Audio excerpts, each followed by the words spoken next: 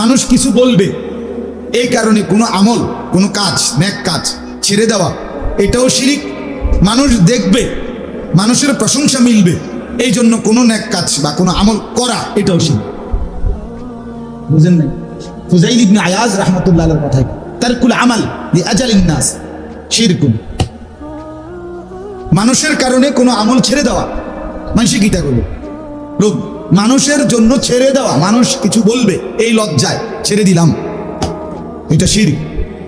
আবার বলে আমালুলি আজালিন নাস, মানুষ কিছু বলুক, প্রশংসা করুক, দেখুক, এই জন্য আমলটা করা, এটাও শিরক।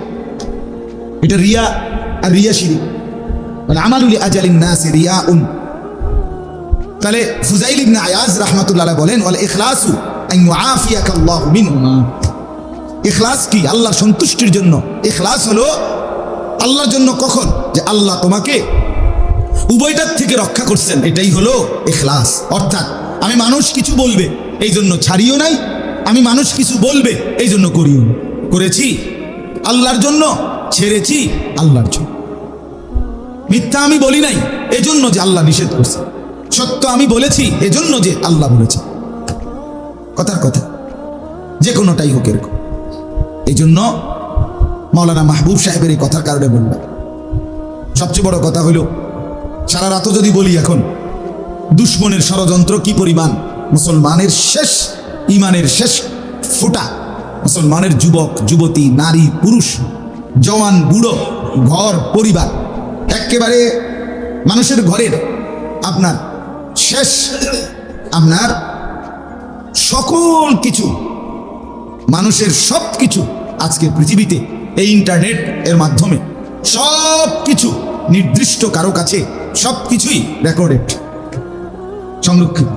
গোটা পৃথিবী আপনার এই নেটের মাধ্যমে নখদর্পণ একদম হাতের মুঠোয়।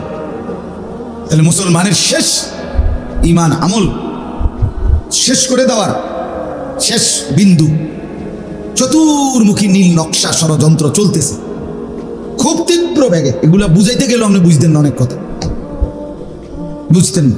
আমারে সেদিন একজন ঢাকার বড় ব্যবসায়ী, আন্তর্জাতিকভাবে সারা সপ্তাহে 2-3 দিন বাইরে যায়, বড় মাফের ব্যবসা, উনি আমার বলতেছে যে হুজুর, শুধু আপনার, আমি নিজে দেখে আসছি নতুন মোবাইল আসতেছে কিছুদিনের মধ্যে, আপনি শুধু যে কোনো জায়গায় আপনার সাথে বড় একটা মোবাইল ছিল আপনাকে 4 জনের কাছে, আপনারা যে কথা বলছেন মোবাইলে না, এমনি এমনি বইয়ে বইয়ে এই যা বলছেন তার সব কিছুই ওই মোবাইলটার ভিতরে রেকর্ড হয়ে যাচ্ছে। আর এরপরে আপনাদের এই কথার আলোকে যা শুনতে বুঝতে বলতেছিলেন ওই জাতীয় তথ্য যা আছে, এরপরে আমি মোবাইল অন করলে ওগুলোই আসে। কইয়া না, মানে আমি তো আমরা কন আর হিসেবে আমার আশরাফি কি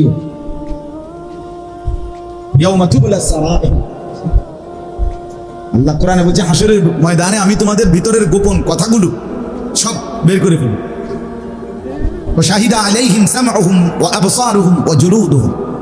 আল্লাহ বলছে হাসরের ময়দানে তোমাদের কান, চোখ এবং পুরা দেহের চামড়া কথা বলবে। তো উনি আমার একটা সুন্দর কথা কইছে, হুজুর হাসরের ময়দানে হবে প্রযুক্তির সর্বশেষ অংশ, এর আগ পর্যন্ত যে দূর আধুনিক হওয়া দরকার, কাছাকাছি কিয়ামতের আগ পর্যন্ত ওদ্দূর আল্লাহ পৌঁছান।